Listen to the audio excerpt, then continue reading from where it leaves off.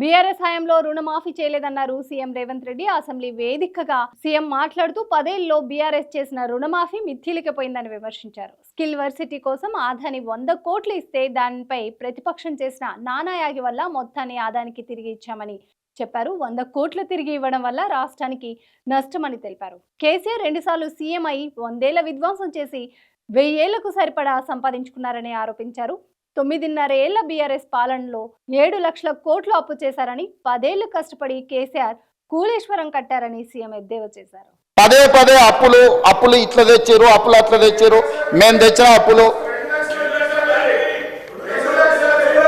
అదే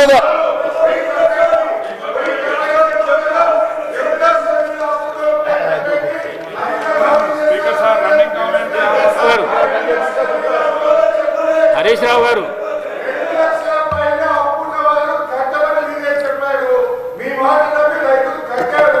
రావు గారు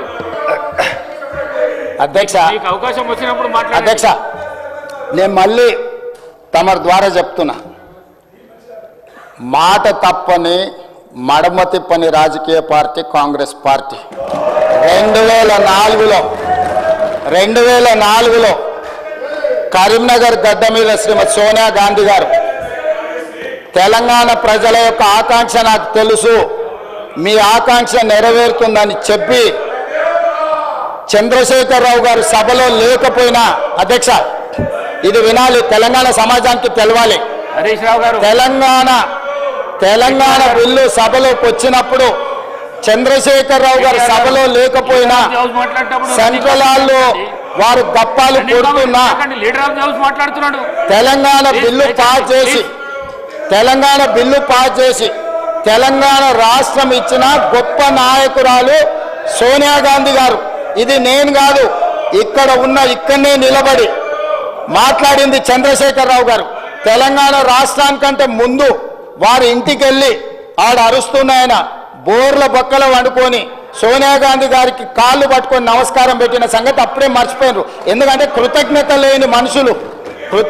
లేని మనుషులను మనం ఏం ఆశించలేము. సో ఈరోజు ఆంధ్రప్రదేశ్లో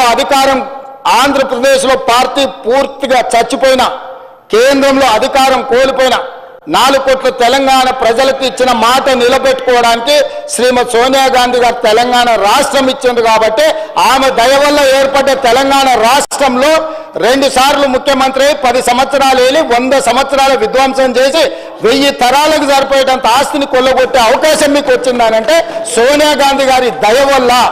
కాబట్టి దయచేసి సోనియా గాంధీ గారి గురించి మాట్లాడేటప్పుడు కొంచెం మౌనంగా వింటే మర్యాద ఉంటుంది మీకని నేను చెప్తున్నా అధ్యక్ష.